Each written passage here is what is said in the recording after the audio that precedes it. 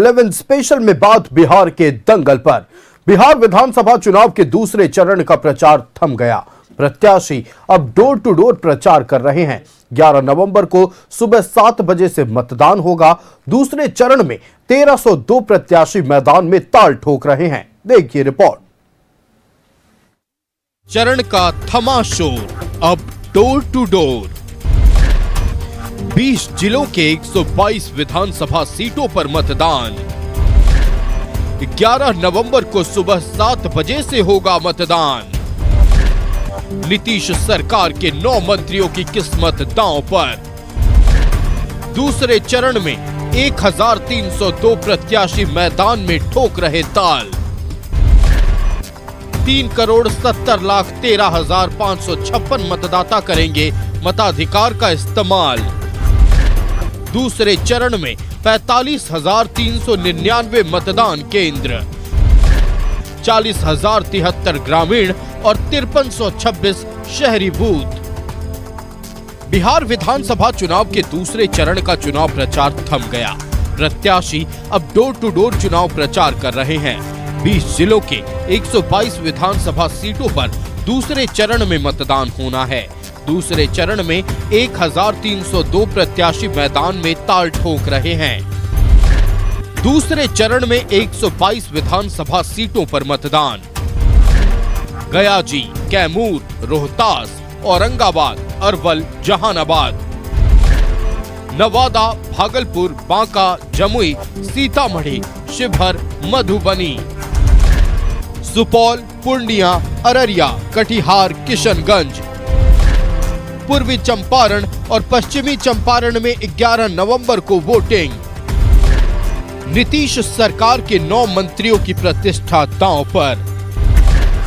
सुपौल से विजेंद्र प्रसाद यादव, चकाई से सुमित कुमार सिंह, झंझारपुर से नीतीश मिश्रा, अमरपुर से जयंत राज, छातापुर से नीरज कुमार सिंह बबलू, बेतिया से रेणु देवी, धमदाहा से लेसी सिंह, हरसिद्धि से कृष्ण नंदन पासवान, चैनपुर से जमा खान लड़ रहे चुनाव। दूसरे चरण में महागठबंधन के दिग्गज नेताओं की प्रतिष्ठा दांव पर। कुटुंबा से कांग्रेस प्रदेश अध्यक्ष राजेश राम लड़ रहे चुनाव। कदमा से कांग्रेस विधायक दल के नेता शकील अहमद लड़ रहे चुनाव। भाकपा माले विधायक दल के नेता महबूब आलम लड़ रहे चुनाव। सिकंदरा से पूर्व स्पीकर उदय नारायण चौधरी लड़ रहे चुनाव। बीजेपी 53 सीटों पर लड़ रही चुनाव। जेडीयू 44, एलजेपी-आर 15 सीटों पर लड़ रही चुनाव। आरएलएम 4, हम 6 सीटों पर लड़ रही चुनाव। आरजेडी 72, कांग्रेस 37 सीटों पर लड़ रही चुनाव। वीआईपी 10, अन्य सहयोगी 5 सीटों पर लड़ रहे चुनाव। दूसरे चरण के चुनाव प्रचार में सियासी दलों ने पूरी ताकत झोंक दी है। एनडीए और महागठबंधन के दिग्गज नेताओं ने जमकर चुनाव प्रचार किया। सियासी दलों के वादों और दावों पर जनता कितना भरोसा करती है, सियासी दलों के वादों और दावों पर जनता कितना भरोसा की है, ये तो 14 नवंबर को पता चलेगा। Bureau report, news 11 Bharat. प्रचार प्रसार का दौर खत्म हो गया। तमाम राजनीतिक दिग्गज चुनावी मैदान में उतरे। सभी ने ताल ठोकी है और सभी ने पूरी ताकत झोंकी। अब जनता की बारी है। 11 नवंबर को सुबह 7 बजे से दूसरे चरण की मतदान की प्रक्रिया शुरू होगी। जनता के मन में किसने घर बनाया है, कौन इतना काम कर पाया है कि जनता को खुश कर सके, यह 14 नवंबर को पता चलेगा जब चुनावी परिणाम सामने आएंगे। लेकिन अब भी तमाम राजनीतिक दलों के प्रतिनिधियों की ओर से ताल ठोके जा रहे हैं, दावे किए जा रहे हैं। सब यही कह रहा है कि उन्हीं की सरकार बनेगी। संवाददाता अस्मित हमारे साथ पटना से लाइव जुड़ रहे हैं, सीधे उनके पास चलते हैं। उनके साथ कुछ राजनीतिक दलों के प्रतिनिधि हैं। अस्मित, देखिए, अब प्रचार प्रसार का दौर खत्म हो चुका है, जनता की बारी है, दूसरे चरण के मतदान होने हैं। लेकिन सभी राजनीतिक दल पहले चरण के मतदान के वोटिंग परसेंटेज के बाद यह दावा कर रहे हैं कि सरकार उन्हीं की बनेगी। आपके साथ जो राजनीतिक दल के प्रतिनिधि मौजूद हैं, उनकी ओर से क्या दावे हैं, अब क्या बोले जा रहे हैं, हम चाहेंगे आपके जरिए हमारे दर्शकों तक पहुंचाया जाए।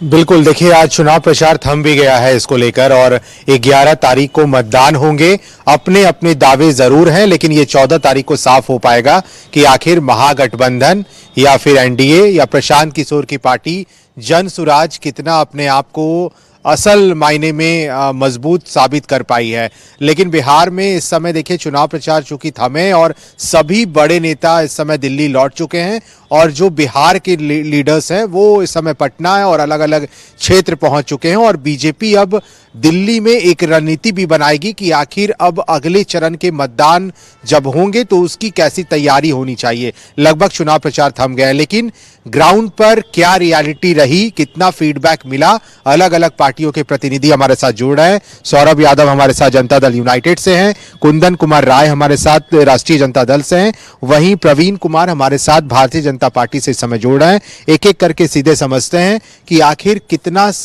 पहले चरण के मतदान में सब कुछ ठीक रहा और जब तैयारी हो रही है अगले चरण की तो उसमें क्या कुछ सामने होगा। सीधे आरजेडी से बात करते हैं। क्या लग रहा है कुंदन जी, इस बार कितना साबित होगा महागठबंधन? इस बार चुनावी मैदान में तरह तरह के प्रत्याशी सामने हैं। आपको लग रहा है कि जो तेजस्वी ने दावा किया है उन दावों पर तेजस्वी खरा उतरेंगे अगर कुछ सही होता है आप लोगों के लिए तो? जी बिल्कुल, प्रथम चरण के चुनाव खत्म हो गए 6 नवंबर को और उसमें देखा गया कि जनता जो थी वो रोजगार मैन के साथ खड़े होने का काम किया है, चढ़ बढ़ कर हिस्सा लिया है और पूरे 121 सीटों पे चुनाव हुई थी। प्रथम चरण में तमाम सीटों पे बढ़त महागठबंधन को देखने को मिला है। लाठी मार सरकार को नकारने का काम किया बिहार की जनता इस पर और अटल भरोसा, अटल विश्वास और तेजस्वी फरन पे भरोसा जताते हुए महागठबंधन को सपोर्ट मजबूती से मिला है इस पर प्रथम चरण के चुनाव में। और उम्मीद है कि दूसरे चरण के चुनाव में भी बड़े बड़े धुरंधर दिल्ली से, अभी जैसा कि आपने कैमरे के सामने कहा कि दिल्ली लौट गए, बड़े बड़े 30-30 हेलीकॉप्टर उतरी हुई थी, उसके बावजूद भी तेजस्वी प्रसाद यादव की जनसभा में देखने को मिला कि बड़ी संख्या में भीड़ भी थी और उस भीड़ मतदाताओं की भीड़ थी, न कि जमा किया हुआ भीड़ थी। भारतीय जनता पार्टी और जेडीयू के लोगों की नेताओं की जनसभाओं में जहां तक आपकी चैनल, आपकी मीडिया भी दिखाने का काम किया है कि बहुत जगहों पे पैसे दे करके भीड़ जमा किया जा रहा था, बहुत जगहों पे बच्चों को स्कूल से उठा करके मंगवा करके भीड़ जमा करने का काम किया जा, जीविका दीदियों को। कौन कर रहा था ये काम अगर पैसा दिया भी जा रहा? एनडीए के लोग, जैसा कि कई मीडिया भी दिखाने का ये काम किया है। एक तो ये सवाल है, दूसरा ये है कि इस बार अलग क्या है? तेजस्वी पे बिहार की जनता आखिर क्यों भरोसा करे? 2020 के चुनाव में भी 80 सीटें आप लोग जीत कर आए लेकिन सरकार नहीं बन पाई। आप लोगों ने आरोप लगाया कि वोट की चोरी हुई जिसकी वजह से सरकार हम नहीं बना पाए। इस बार सब ठीक है ना? अगर सही से बहुमत मिलता है तो वोट चोरी का तो आरोप नहीं लगाएगा? बिल्कुल, अगर वोट चोरी करने की कोशिश अगर की गई एनडीए की तरफ से तो इस बार जितने भी ब्रजगिरी है वो सभी पर महागठबंधन के सिपाही तैनात हैं। जरूरत पड़ी तो आक्रामक रूप भी लेगी महागठबंधन की कार्यकर्ता इस पर। आप लोग को लग रहा है जेडीयू ये मानती है? क्योंकि आरजेडी का जो आरोप है कि कई जगह पर सीसीटीवी कैमरे ऑफ कर दिए गए, खबरें आई समस्तीपुर में कुछ पर्चियां भी देखी गई, वहां के आरओ को सस्पेंड कर दिया गया, तो सही आरोप लग रहा है महागठबंधन की तरफ से? इसका मतलब देखिए, सबसे पहले तो हम कहना चाहते हैं कि इन सब चीज़ों का जो आरोप है ये बिल्कुल बेबुनियाद है। जहां तक हमारे साथी अभी कह रहे थे कि तेजस्वी जी पे हम लोग भरोसा इसलिए करें क्योंकि 80 सीट जीत के भी वो अपनी सरकार नहीं बना पाए, आपने अभी जस्ट ऐसा कहा, तो इस बार भी अगर सरकार नहीं बनेगी ना तो इस बार भी ये लोग आरोप यही लगाएंगे कि वोट चोरी हो गया। वो तो एसआईआर हुआ है ना, इस बार तो एसआईआर के बाद भी अगर आप लोग आरोप लगाते हैं, जब हम लोग जातिगत जनगणना करा चुके हैं, एसआईआर के सारी प्रक्रियाधीन हम लोग करा चुके हैं, उसके बाद भी अगर निष्पक्ष चुनाव हो रहा है, उसके बाद भी सरकार तो बनने जा नहीं रही है, उसके बाद भी हर तरीके का आरोप एनडीए पर लगेगी कि आज ये पर्चा मिला है, वो पर्चा मिला। ये कहीं साबित है कि ये पर्चा एनडीए का ही है, ये ईवीएम एनडीए के ही है? ये कहीं से कुछ दर्शाता नहीं है कि इनका मतलब हम पहले भी इस चीज को कह चुके हैं कि ये सही नहीं है सौरभ जी। अगर ये सही नहीं है तो वहाँ के आरओ को क्यों सस्पेंड किया प्रशासन ने? डीएम ने बकायदा जांच की, उन्होंने अपने सोशल मीडिया पर ये जानकारी दी कि ये जो पाया गया इस पे उचित कार्रवाई हो रही है। देखिए, उचित कार्रवाई हम लोग यही तो कहना है कि हमारी सरकार उचित कार्रवाई करती है। अगर किसी भी तरीके के कहीं भूल चूक हुई है तो हमारे आरओ सस्पेंड हुए हैं। तो इस चीज से इसे भूल चूक कहेंगे, इसे चोरी का षड्यंत्र में पकड़ा गया है। सीधा सीधा कहिए कि बोट चोरी का वहाँ तैयारी चल रही थी, उसमें पकड़ा गया। अगर नहीं पकड़ी गई होती तो पार हो गए, अब पकड़े गए तो सस्पेंड हो गए, यही होती है। लेकिन सस्पेंड एक आरोप बीजेपी कैसे देखती है इसको? बीजेपी कैसे देखती है? देखिए, जहाँ तक तेजस्वी जी का सवाल है, तेजस्वी जी अपनी सीट खुद हार रहे हैं और हार के बौखलाहट के कारण कल ही खबर आई थी कि इनके जो गुंडे तत्व के लोग हैं वो जगह जगह से हमारे बूथ के कार्यकर्ता को पीट रहे हैं। उनका माथा फोड़ दिया गया, उनको पहले सदर अस्पताल में भर्ती किया गया, वहाँ से फिर रेफ़र करके पटना ट्रांसफ़र किया गया है। तो इस तरह का कट्टा वाला तो इन लोगों का गुण है। जहाँ तक रह गया वो जो आप बोल रहे थे पर्ची नीचे फेंका हुआ था, वो पर्ची पुरानी थी, पुरानी चीज़ों को नीचे फेंक दिया गया, उसके कारण एआरओ हमारे सस्पेंड भी हुए। हालांकि वो नहीं होना चाहिए, लेकिन वो चीज़ पुरानी थी, जैसा कि संज्ञान में आया है कि वो चीज़ें पुरानी थी। और सत्ता की बात करते हैं, 121 सीटों पे अभी चुनाव हुई है। 121 में से लगभग 100 सीटें तो हमारी कन्फर्म है। उसके बाद बाकी सीटों पे फाइट है, उस पे हम लोग फिर उसका जो मतगणना होगा उसके बाद हम लोग फिर आएंगे। लेकिन 100 सीट तो हमारी कंफर्म है, 100 सीट तो हम लोग जीत रहे हैं।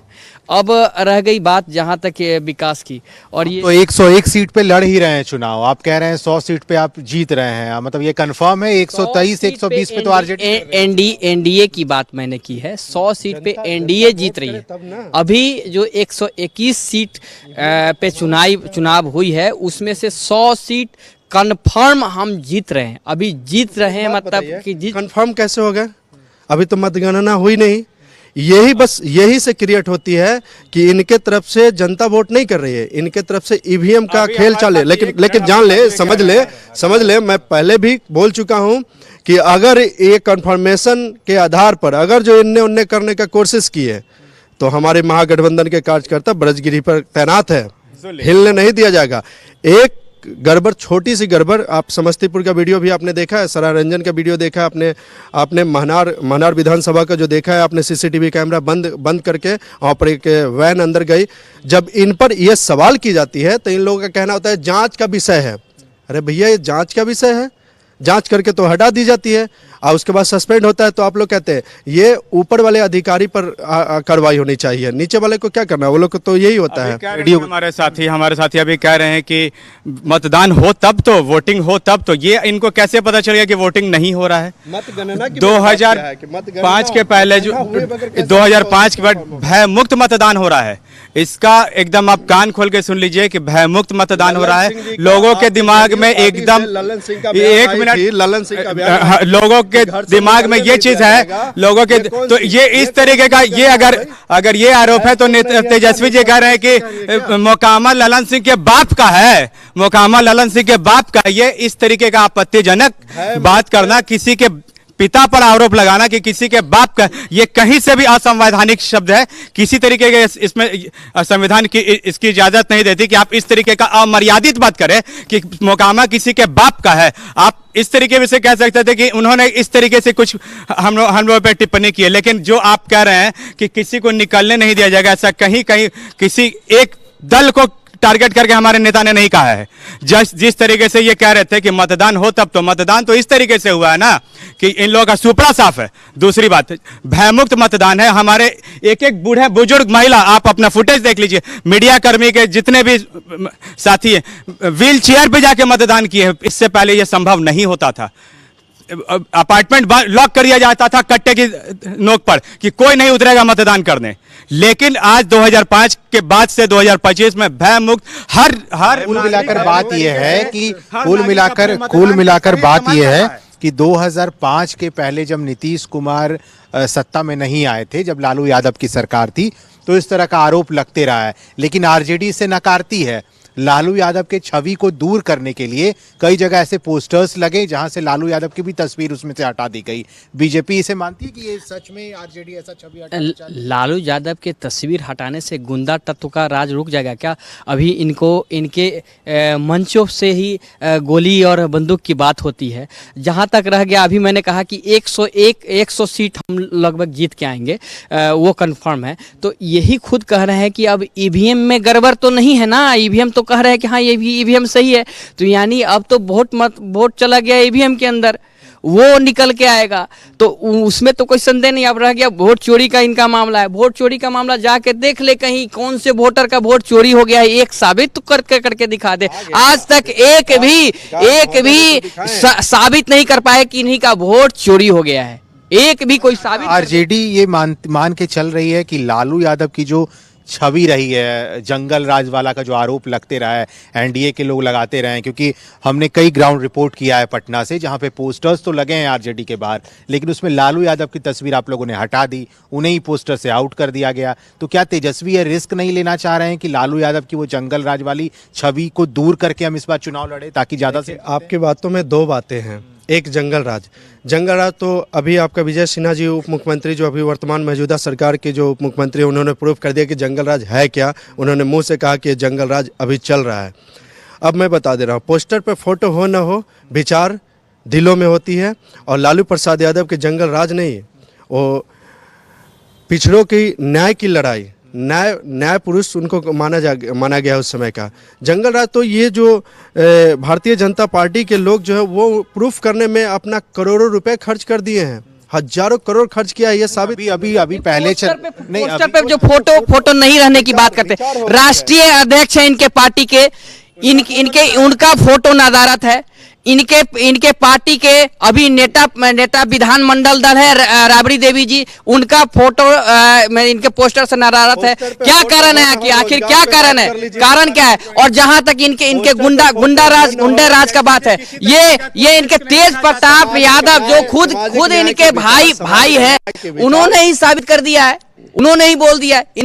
इनके यहाँ के दल के जितने लोग हैं वही खुद साबित कर रहे हैं। तो गुंडा। लेकिन अभी जो पहले चरण के मतदान में जो कुछ हुआ लखीसराय में, विजय सिन्हा ने यह आरोप लगाया कि आरजेडी के गुंडों ने उनके काफिले पर हमला किया, गोबर फेंका गया।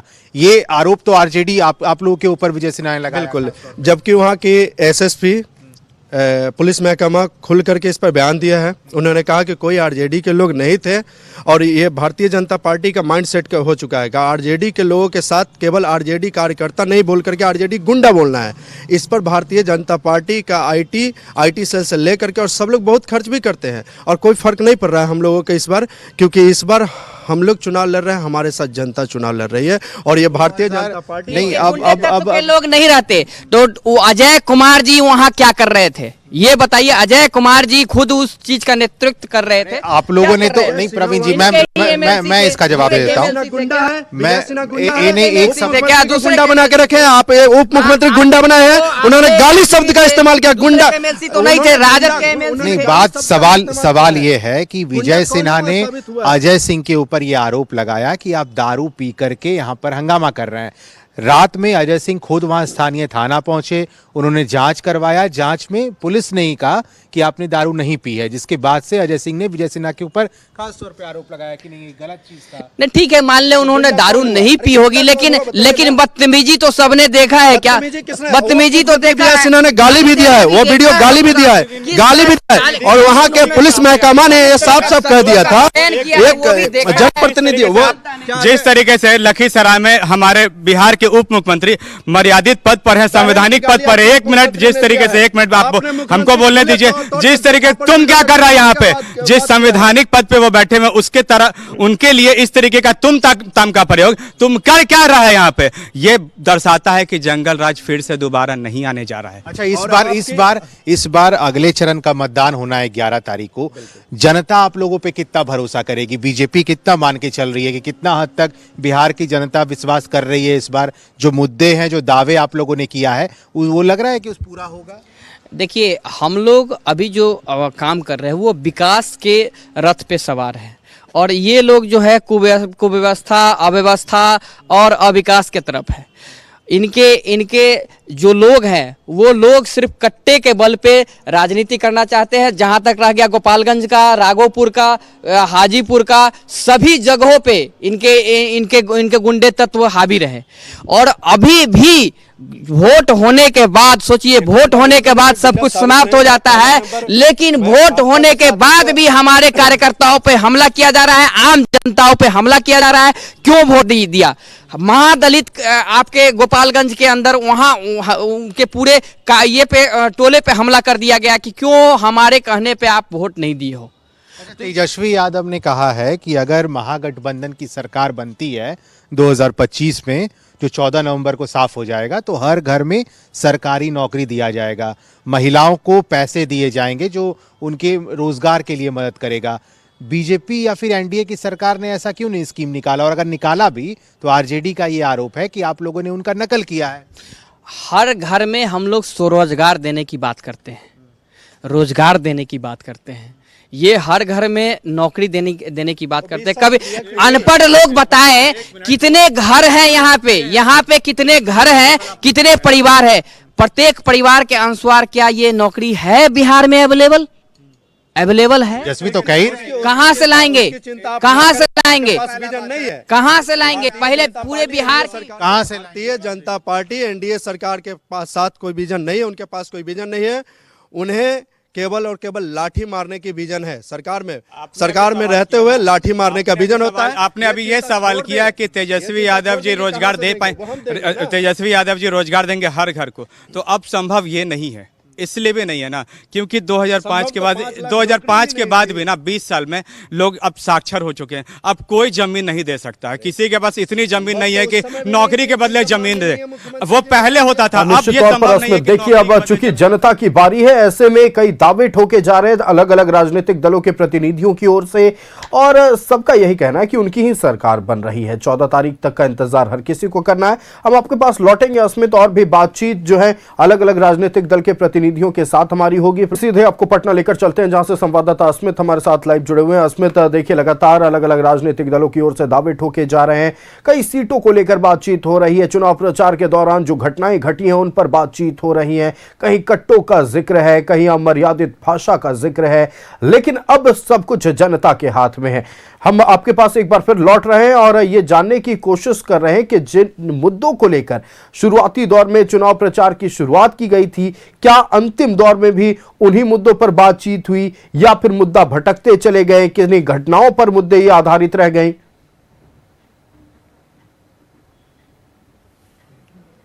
नहीं, बिल्कुल समझते हैं, जेडीयू से समझते हैं जो मुद्दों को लेकर के आप लोग चुनाव प्रचार में उतरे थे।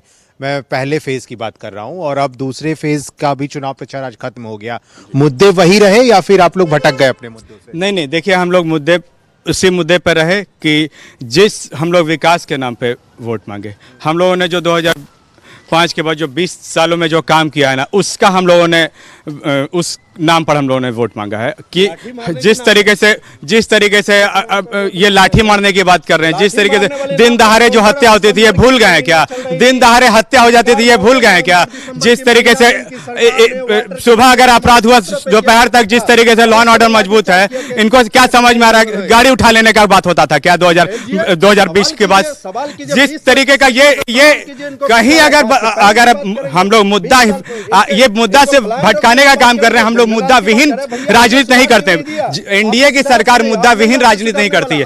हम लोग महिलाओं के उत्थान की बात की, 50% आरक्षण, जब तक रणनीति नहीं बनेगा। 2005 के महिलाओं का अपमान कहा? ये तो हमेशा कहा जाता है कि महिला जो वोटर्स हैं वो नीतीश कुमार के साथ रहती हैं, हमेशा उनको एकदम कहाँ साथ होते। इस बार तेजस्वी प्रसाद यादव की माई बहन मान योजना के जो शंखनाद है, राबड़ी देवी जी, रोहिणी आचार्य जी, मीसा भारती जी, तेज प्रताप जी, यही है माई बहन योजना। माई बहन योजना ये है कि घर से बहू को मार के भगाओ झाड़ू से। यही है इनकी माँ बहिनी। नहीं, ऐसा हमारे नेता ने, हमारी योजना, हमारे विजन है माई बहन मान योजना के तहत 2500 रुपए के मंथली दी जाएगी उनको।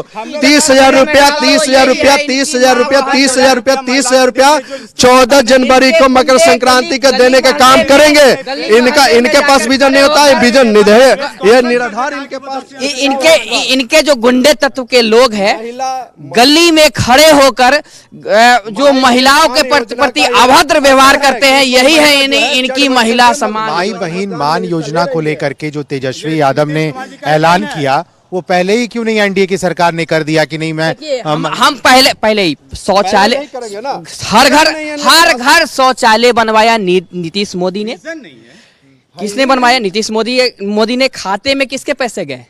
महिलाओं के। हर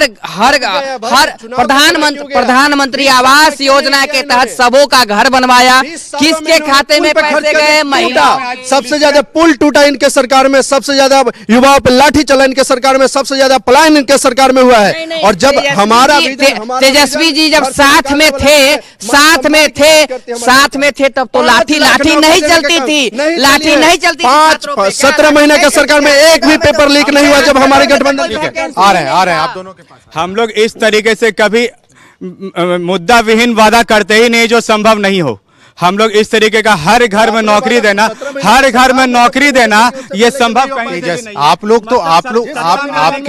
आपके नेता ने अब तक आकर ये नहीं कहा है कि मुझे इतने महीने दीजिए मैं नौकरी ला कर दूंगा। नीतीश कुमार ने आज तक नहीं कहा कुछ, लेकिन तेजस्वी यादव ये दावा कर रहे हैं कि 5 साल नहीं, मुझे सिर्फ 6 महीने दीजिए ना, मैं नौकरी दूंगा। तो वो 20 महीने में भी उनको चिन्हित करना होगा कि किन किन लोगों के पास मेरे लायक जमीन है कि हम उसके बदले नौकरी दे सके, क्योंकि सभी लोगों के पास। वो तो लालू यादव के शासनकाल में आरोप लगा है, आपको लगता है उसी का रिपीटेशन है, उसी की पुनरावृत्ति है इस बार भी। यही वो मुख्यमंत्री, ये वही मुख्यमंत्री है जो ये कहता था कहां से देगा, बाप कौन से पैसा लाएगा, हमने दिया या नहीं दिया। आपके पास विजन नहीं है, आप एकदम चुप हो जाइए। अब हम कहां से नौकरी देंगे, ये हम पे छोड़ दीजिए और लिख के रख लीजिए कि 20 महीने में 125 यूनिट आप तब दिए, 125 यूनिट तब आप लोग लाए, और विजन हम लोगों के पास नहीं है। मतलब बताइए ना कहां से बुद्धि भ्रष्ट हो गया है। चश्मा टीन का पहन के चल रहे हैं कि विजन नहीं है। मेट्रो हम लोगों ने दिया, हम लोगों ने 125 यूनिट बिजली फ्री दिया। जिस समय बिजली जब हमने घोषणा किया कि मैं फ्री दूंगा, तो इनकी डर से 125 यूनिट दिया, वो भी इन टाइम पर। इन्होंने 20 महीना में 20 सालों में क्यों नहीं किया? उत्तर दे दीजिए, नौकरी उत्तर दे दीजिए। आपके पास स्वास्थ्य विभाग था, स्वास्थ्य विभाग में कितनी नौकरियां दी? आपके पास पथ निर्माण विभाग था, कितनी नौकरियां दी? 700 पर कितनी नौकरियां दी? पर्यटन विभाग था, कितनी नौकरियां दी? कितनी नौकरियां? तेजस्वी भी तो यही कह रहे हैं ना कि अगर हमारी सरकार बनती है, किसी विभाग में नौकरियां नहीं दी। जो भी नौकरियां मिली है वो नीतीश कुमार के पास, जो आरजेडी से पहले आरजेडी से। एनडीए के लोग नौकरी देने की तो बातें ना करें, इनके पास विजन ही नहीं। नौकरी के लिए साफ साफ कहते हैं कि कहां से देंगे, बाप कौन से पैसा लाएंगे। विजन है तब तो 20 साल से नीतीश कुमार बिहार के सीएम है। कहां पर बिहार का सीएम बीच में हमारे साथ आकर के और हमारे काम को कॉपी कर करके उसके बाद निकल जाते हैं। नहीं तो उनके पास विजन कहां है? और नीतीश कुमार का बात ही छोड़ दीजिए ना, इनको तो मिटाने की दिल्ली तैयारी कर चुका है, इनको मिटा दी जाएगी। आज का एक वीडियो हम देखा है हमने कि सीधा अमित शाह ने कमल का फूल उठा के बताया कि यही कमल है जो बिहार में अब राज करेगा, यानी तीर नहीं चलेगा अब। नीतीश कुमार को तो वैसे ही खत्म करेगा, तो इनका तो बातें इनको तो बोले। आप चिंता ना करें, जदयू के साथ ही आप चिंता ना करें। आरजेडी ने अपने एक सोशल मीडिया पे टेक्स्ट पोस्ट किया है जिसमें अमित शाह ये बोल रहे हैं कि बिहार में इस बार भाजपा की सरकार बनेगी। ऐसा एक वीडियो सामने आया। जेपी नड्डा ने फिर क्लियर कर दिया कि बिहार 2025 का चुनाव नीतीश कुमार के नेतृत्व में ही लड़ा जाएगा और नेता मुख्यमंत्री नीतीश कुमार जी ही होंगे। कुमार को हम सीएम नहीं बनाएंगे, ये किसने कहा है ये बता दे। किसने कहा है? किसी ने कहा है? नहीं कहा है, किसी ने नहीं कहा है। लेकिन इन लोगों का क्या है कि फर्जी बातों को फर्जी। हमको हमारे महागठबंधन के लोग कह रहे हैं कि तेजस्वी जी ने 5.5 लाख नौकरी दिया। हम सीधा सा एक जवाब मांग रहे हैं कि जिन 5.5 लाख लोगों को नौकरी मिला है उनका नाम और फोन नंबर जारी कर दिया जाए। हम लोग जान जाएंगे कि 5.5 लाख लोगों को गांधी मैदान में। आप क्या कह रहे हैं कि तेजस्वी ने नौकरी ही नहीं दिया? अगर दिया है तो साबित करे ना भाई। साबित करें ना, इनसे ये पूछे, साबित करें ना। जब 5.5 लाख तेजस्वी, क्या गांधी, क्या आप गांधी मैदान के अब तो नई बात निकल के आ गई, नई बात निकल करके आ गई, नई बात निकल के आ गई। इसका मतलब क्या गांधी मैदान की वो धरती वो साक्ष्य नहीं है? क्या मीडिया में पहली ऐसी चर्चाएं कभी आई है क्या कि तेजस्वी यादव ने नौकरी दिया ही नहीं? क्या वहां पर पूरी मीडिया महकमा जो चला रही थी वो गलत चला रही थी? गलत चला रही थी। चूंकि वो बहाली पहले ही हो चुकी थी, नीतीश कुमार के रीजन में पहले ही बहाली हो चुकी थी। जब एनडीए के साथ वो थे तभी बहाली हो चुकी थी। वो नीतीश कुमार की देन है, मैं मानता हूं कि नीतीश कुमार की देन है, लेकिन इसमें कहीं तेजस्वी की देन नहीं है। 1,73,000 बीपीएस शिक्षकों की बहाली कब निकला था? डेट बता दे दोनों आदमी। एनडीए के दो साथी जेडीयू और भाजपा खड़े हैं। 1,73,000 बहाली जब शिक्षा विभाग में निकालेगा, वो डेट खाली आप दोनों आदमी बता दे। बस आप दोनों आदमी बता दीजिए ना, डेट बता के क्लियर कर दीजिए। आपकी ये बौखलाहट हम समझ रहे हैं, आपकी ये बौखलाहट हम समझ रहे हैं, क्योंकि अगर नौकरी की बात महागठबंधन के लोग अगर से जो बहाली निकली तो गठबंधन के लोग जो नौकरी की बात कर रहे हैं ना, ये नीतीश कुमार के पास जवाब है। साबित कर देता हूं, असली जी मैं साबित कर देता हूं। मैं डेट नहीं, सिर्फ साबित करता हूं कि कैसे हमारा है। कितने दिनों के बाद इनका गांधी मैदान में कितने दिनों के डेट क्या? एक मिनट भाई साहब, कितने दिनों के बाद गांधी मैदान में जो मेला लगा था जिसमें नियुक्ति पत्र बांटी गई, कितने दिन का? महागठबंधन के सरकार के मात्र 11 दिन के बाद, 11 दिन में कौन सा बहाली होता है? आप ये कहना चाह रहे हैं कि जब डेट निकाले गए, जब डेट एक मिनट मैं कह रहा हूं कि आप ये कहना चाह रहे हैं कि जब नोटिफिकेशन का डेट आया था तो नीतीश कुमार और तेजस्वी यादव एक साथ थे। बिल्कुल एक साथ थे।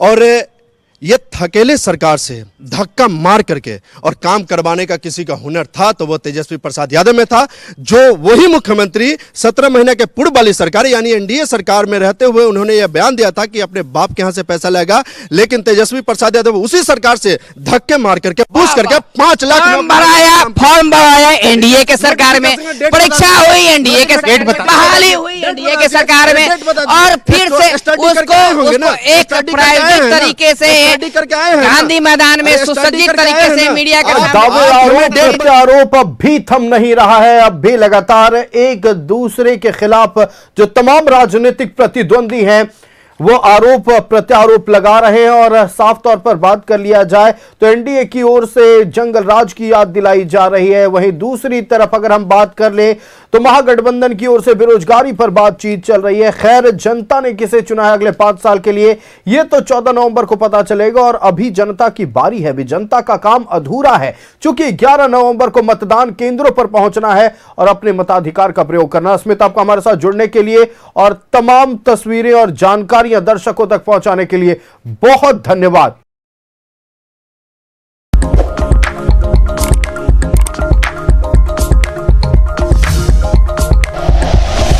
Like and share videos, subscribe करें हमारा चैनल और प्रेस करें बेल आइकॉन। न्यूज़ 11 भारत, सच है तो दिखेगा।